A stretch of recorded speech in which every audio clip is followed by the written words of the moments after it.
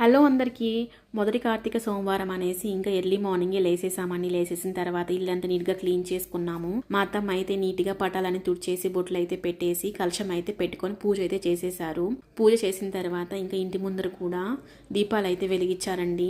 ఇంకా చలి చూస్తే చాలా ఎక్కువగా ఉంది. ఇంకా మేమైతే అందరం ఇంకా కాఫీ చేసుకొని అయితే తాగేసాము. ఇంకా మా దీక్ష మిద్దిపైకి వెళ్దాము అంటూ ఉంటే మిద్దిపైకి అయితే వచ్చేసామండి.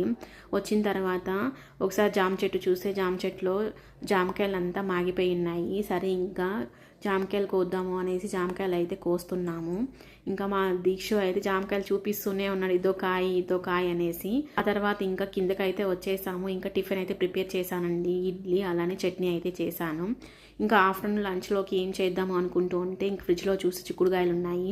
ఇంకా చిక్కుడుకాయ తాలింపు ఇంకా పప్పు చేశాను. అలానే ఇంకా వేడివేడిగా వైట్ రైస్ ఇంకా గడ్డ పెరుగండి.